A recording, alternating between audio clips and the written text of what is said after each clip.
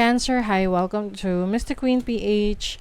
At titignan natin ang energies for you ngayong February 16 to 28, 2025. So, for second half ng February. If you're interested in private readings, meron tayong link sa description at sa pinned comment.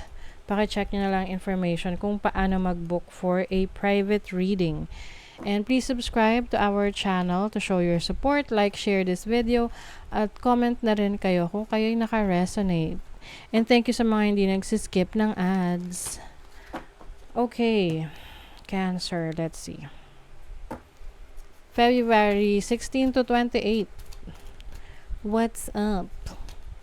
Victory, meron kayong celebration. Meron kayong goal na na-achieve. Or pwedeng merong sa family ninyo na nanalo sa contest, or merong achievement. You also have confidence. So, very confident ka sa mga decisions mo, sa mga ginagawa mo ngayon.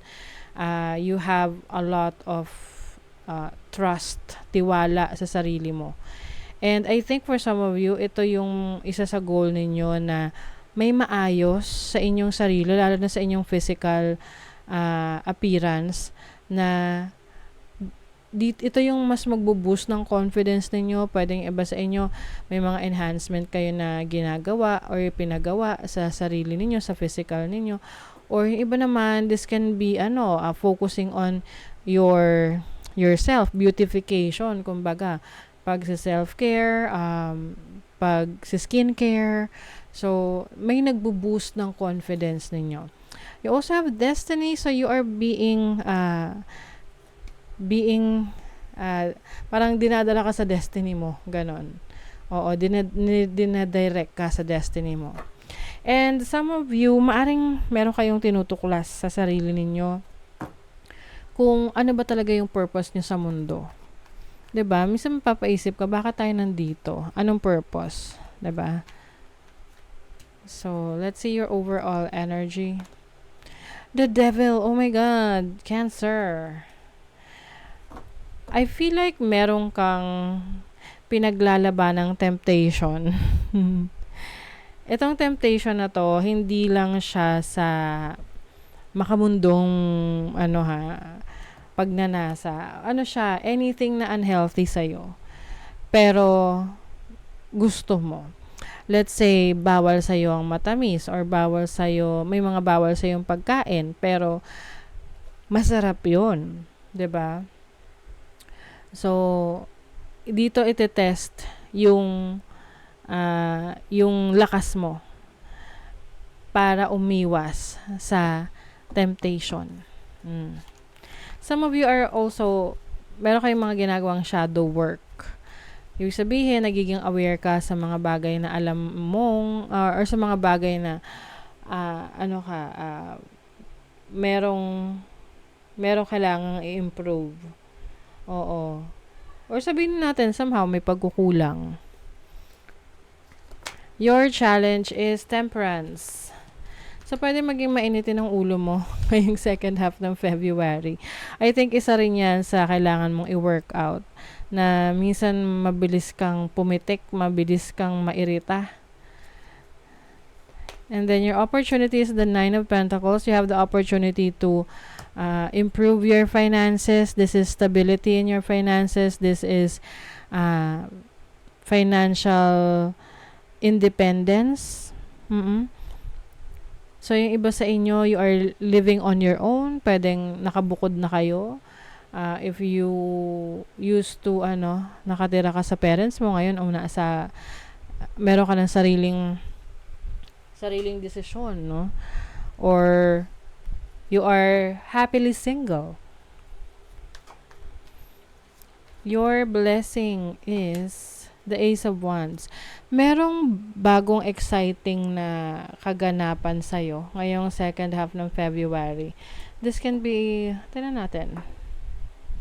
Third house. This is learning. This is also travel, short travel. So, pwedeng meron kang blessing of short travel. Pwedeng for vacation. Or may opportunity ka na makapag-aral makapag-improve ng knowledge mo, ng skill set mo. Oo, third house talaga. Okay.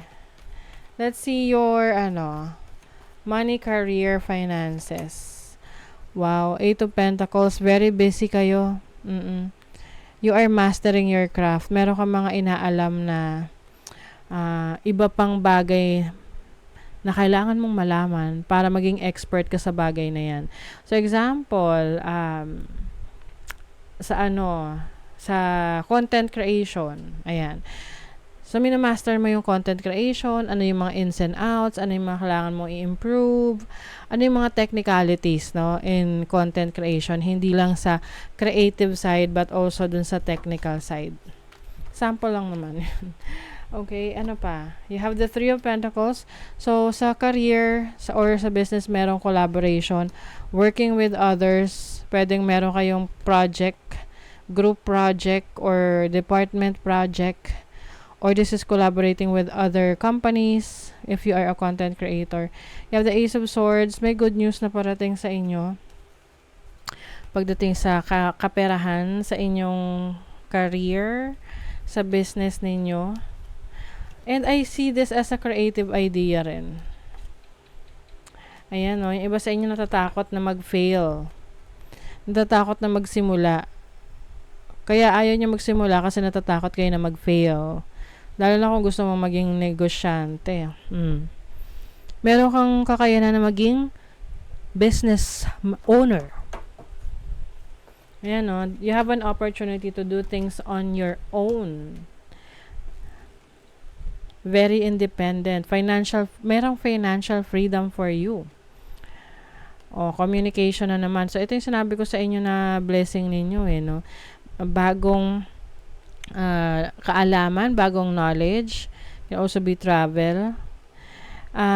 Parang yung iba vlogging to, no? O kaya podcast, ganyan, podcasting or content creation. Meron kayong natural talents for that. And then for your love life, Judgment. Nako. May nag-end na. Okay, the Three of Swords, the Judgment. This is rebirth. So, yung iba sa inyo na nanggaling sa isang separation, eto na, bumabangon ka na. It's a brand new you. You are starting all over again. Nakapag-heal ka na.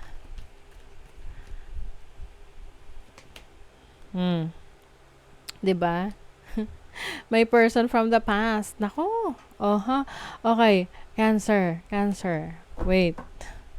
Wait lang. Baka mamaya, merong person from your past na, mag-try na bumalik sa buhay mo. Baka maging marupok ka na naman. Be careful. And I also see a new opportunity for love para sa inyo. Maaring merong bagong person na andyan na, gusto kang makilala. So, why don't you try it? Okay, you have Mercury in Gemini in the third. Yeah, excitement, communication.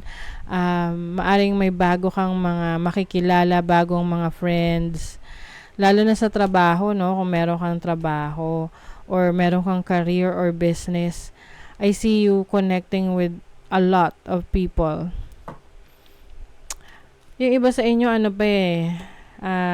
nandun para kayo sa point na you are still healing, you are still or grieving, no? Lalo na kung nagkaroon ng separation from someone in the past. This can be romantic connection, pwede ring sa family or friendship na natapos yung relationship ninyo or yung connection ninyo.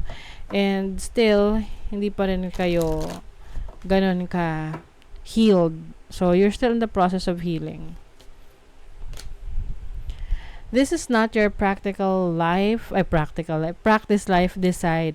What is your inner voice telling you about the dream in your heart? Yes. So, maaring meron kang pangarap na sinasarili mo lang, na lagi mong iniisip pero hindi mo ginagawa. Kasi maaring sinasabi mo na you're not good enough or feeling mo hindi mo pa kayang gawin. But if your inner voice is telling you na, uy, Cancer, gawin mo na. Now na. Kung pangarap mo talaga. This will manifest in your life. Meron kang kakayanan na gawin yun. Meron kang kakayanan na isa katuparan yun. Kailangan lang maniwala ka sa sarili mo. That's why you have this confidence. You have the destiny. So you are destined for great things. You are destined for victory. Okay? So that is your reading, Cancer. Thank you so much. See you again.